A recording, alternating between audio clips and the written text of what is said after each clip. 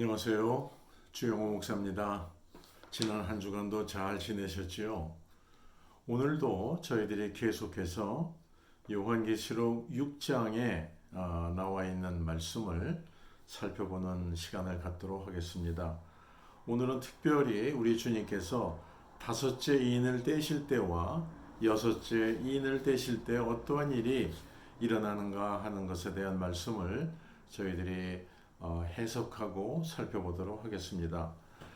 오늘 본문에서 우리 주님이 다섯째 인을 떼실 때에 천국의 제단 아래에 있는 즉 대환란을 통해서 순교당한 자들이 하나님 앞에 간구와 기도를 드리는 장면으로 이제 다섯째 인을 떼실 때의 그 모습을 말씀하고 계십니다. 여기 성경에 계시록 6장 9절에 다섯째 인을 떼실 때에 내가 보니 하나님의 말씀과 저희의 가진 증거를 인하여 죽임을 당한 영혼들이 제단 아래 있어 큰 소리로 불러가로되 거룩하고 참되신 대주제여 땅에 거하는 자들을 심판하여 우리 피를 신원하여 주지 아니하시기를 어느 때까지 하시려나이까 라고 하면서 우리 주님에게 하나님에게 간절히 간구하고 기도하는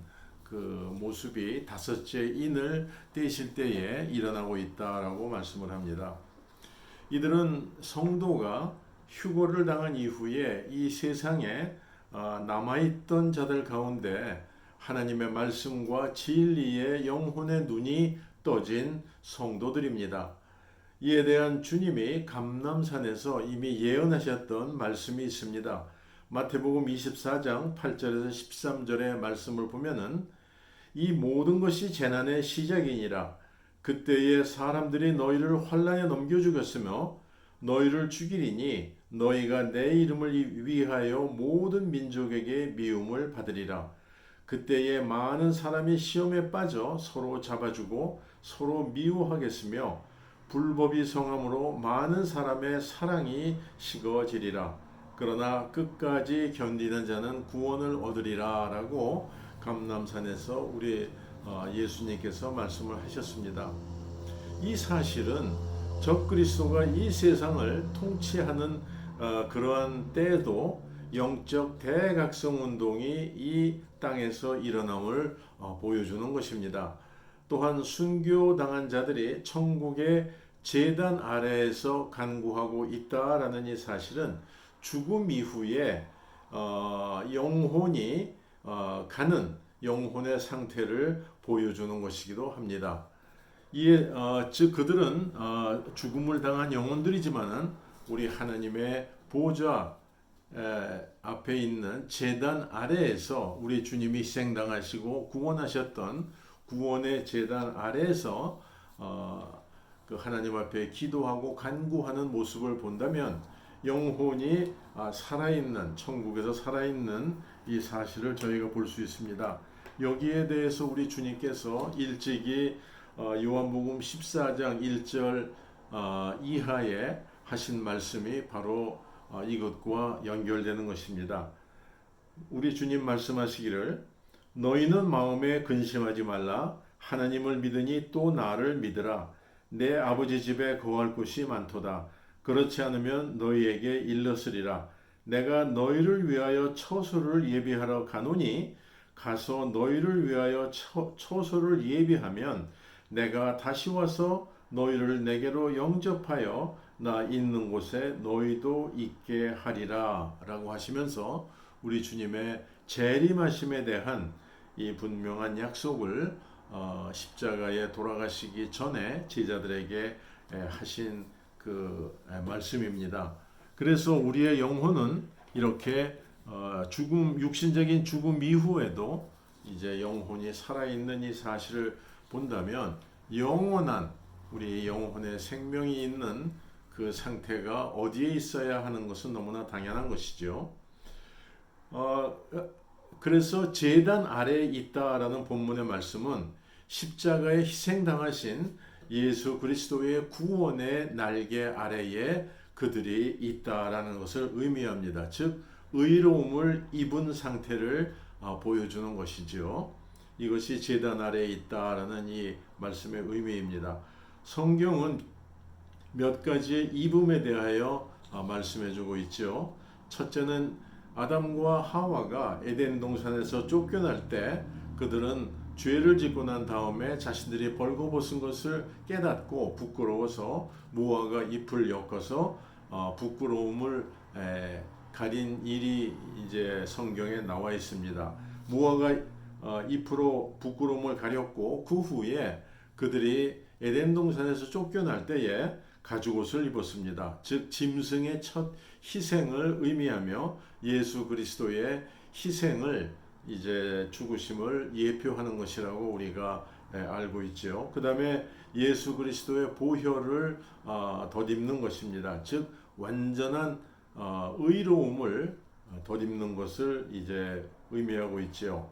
그래서 다섯째 인을 떼실 때에 천국에 있는 성도들의 기도와 간구의 모습을 보여주며, 그리고 계시록 6장 12절 이하에 여섯째 인을 떼실 때의 일을 또 성경이 말씀하고 있습니다. 내가 보니 여섯째 인을 떼실 때에 큰 지진이 나며 해가 총담같이 검어지고 온 달이 피같이 되며 하늘의 별들이 무화과 나무가 대풍에 흔들려 선과실이 떨어진 것 같이 땅에 떨어지며 하늘은 종이축이 말리는 것 같이 떠나가고 각 산과 섬이 제자리에서 옮기움에 땅의 임금들과 왕족들과 장군들과 부자들과 강한 자들과 각 종과 자주자가 굴과 산 바위 틈에 숨어 산과 바위에게 이르되 우리 위에 떨어져 보좌에 앉으신 이의 나체소와 어린 양의 진노에서 우리를 가리우라. 그들의 진노의 큰 날이 이르렀으니 누가 능히 서리요 하더라라고 계시록이 말씀하고 있습니다. 이 본문의 말씀에 언급된 모든 자연 현상들은 문자적인 자연 현상으로 볼 수도 있습니다. 즉 지진이 나서 이제 각 섬과 이 산들이 옮기우고 참 이러는 그 자연적인 현상으로도 볼 수 있지만, 그러나 별들이 땅에 떨어진다라는 참 이러한 일들을 보면은 참으로 난해한 그러한 현상들입니다. 그렇기 때문에 상징적인 해석도 가능한 것입니다. 바로 이런 이유로 참 성경의 해석이 그렇게 어려운 것을 우리가 알고 있죠. 여기에 대한 이 현상들에 대한 문맥상의 의미는 정치적이거나 종교적인 제도의 흔들림으로 우리가 해석할 수 있다는 것입니다. 이사야 24장 4장에 이에 대하여 이제 예언하고 있습니다. 제가 봉독해 드리겠습니다. 여호와께서 땅을 공허하게 하시며 황무하게 하시며 엎으시고 그 거민을 흩으시리니 백성과 제사장이 일반일 것이며 종과 상전이 일반일 것이며 땅이 온전히 공허하게 되고 온전히 황무하게 되리라. 땅이 슬퍼하고 쇠잔하며 땅이 깨어지며 땅이 갈라지고 땅이 흔들리고 땅이 취한 자같이 비틀비틀하며 침망같이 흔들리며 그 위에 죄악이 중함으로 떨어지고 다시 일지 못하더라. 그날에 여호와께서 높은 데서 높은 군대를 벌하시며 땅에서 땅의 왕들을 벌하시리니 그들이 죄수가 깊은 옥에 모임같이 모임을 입고 옥에 갇혔다가 여러 날 후에 형벌을 받을 것이라. 그때 달이 무색하고 해가 부끄러워하리니 이는 만군의 여호와께서 시온산과 예루살렘에서 왕이 되시고 그 장로들 앞에서 영광을 나타내실 것임이니라 라고 이렇게 말씀을 하고 있습니다. 이것이 그 이사야의 예언된 말씀인데, 이 오늘 본문 계시록의 말씀과 이사야의 말씀을 보면은 해와 달과 별과 산과 섬들이 흔들리고 떨어지는 이상에 대한 말씀이 나와 있습니다. 이것을 우리가 이해하기를, 이것은 권세를 상징하던 것들이 흔들리는 것이다. 즉 권세가 흔들리는 것을 의미한다라고 이렇게 해석할 수 있는 것입니다. 이는 창세기 37장 9절에 요셉이 다시 꿈을 꾸고 그 형들에게 고하여 가로되 내가 또 꿈을 꾼즉 해와 달과 열한 별이 내게 절하더이다 하니라 라고 하는 이 성경 말씀을 보면은 이 해와 달과 별이나 이러한 것들이 그 권세를 상징하는, 그래서 하여 그 요셉에게 이제 형들이 절을 하는 것과 같은 이 말씀을 하고 있습니다.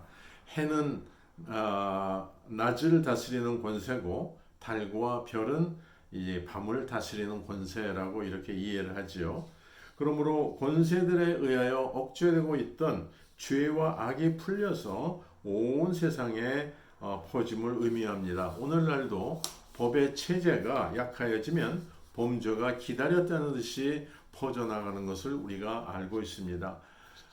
최근에 제가 뉴스를 보니까 뉴욕에서 이 잡범들에 대한 보석 제도가 폐지되자 대낮에 떼강도들이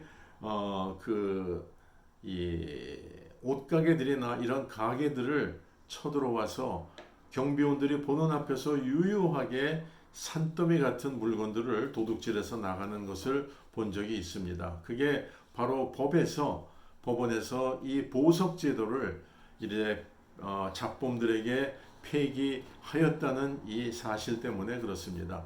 샌프란시스코가 그 아름답다라는 도시가 지금은 무법천지가 되었는데 그것도 역시 마찬가지 이유 때문이기도 한 것을 우리가 알고 있습니다. 그리고 요한계시록 6장 14절에 각 산과 섬이 제자리에서 옮기운다. 이것을 우리가 문자적으로 엄청난 지진으로 인해서 그 산이 옮기고 섬이 제자리에서 옮기우는 것으로 우리가 이해할 수 있지만, 또한 이사야 14장 13절에 사단이 자랑하는 그 모습을 보면은, 즉 내가 북극 지폐의 산 위에 좌정하리라, 자기가 그 북극 지폐에 있는 그 엄청난 높은 권세 위에 자기가 앉아 있겠다라는 말씀을 보면은 여기에 산은 권세를 상징하는 것이기도 하는 것입니다. 그리고 이에 연결되어서 우리가 또 살펴볼 말씀은 이사야 40장 4절에 나와 있는 주님 예수 그리스도께서 오실 때에, 재림하실 때에 그 오시는 길을 예비하는 일이 일어나는데 이런 말씀이 있습니다. 골짜기마다 도두어지며 산마다, 작은 산마다 낮아지며 고르지 않은 곳이 평탄케 되며 라는 이 말씀이 있습니다. 즉 이 말씀은 그 온 이 지구의 모든 이 표면이 평지같이 된다라는 그런 말씀으로 우리가 볼 수도 있지만, 그러나 오늘 이 요한계시록에 나와 있는 문맥의 말씀과 연결하면 그 골짜기같이 낮은 곳에 있던 자들이 위로를 받고, 그리고 산과 같이 높고 교만하였던 자들이 겸허하게 낮아지는 일들을 우리 주님께서 여러 가지 환난과 여러 가지 이 어려운 일을 통하여서 우리 주님께서 이루시겠다라는 이 약속의 말씀으로도 우리가 해석할 수 있는 것입니다. 그렇기에 여섯째 인을 떼실 때에 각 산과 섬이 제자리에서 옮기우며 땅의 임금들과 왕족들과 장군들과 부자들과 강한 자들과 각 종과 자주자가 굴과 산 바위 틈에 숨는다라는 이 말씀을 보면은, 이 주님의 길을 가지 않았던 자들은 계급이나 사회적인 차별이 없이 하나님을 향한 회개나 하나님의 궁효를 구하지 않고 하나님이나 어린 양이신 예수 그리스도를 에게 간구하는 대신 산과 바위에게 간구하고 있는 모습을 보여주고 있습니다. 이것은 마치 노아 홍수 때에 그 홍수를 당하여 죽음을 당한 수많은 거의 온 세상의 대부분의 사람의 모습과 흡사한 것을 우리가 또 알 수가 있습니다.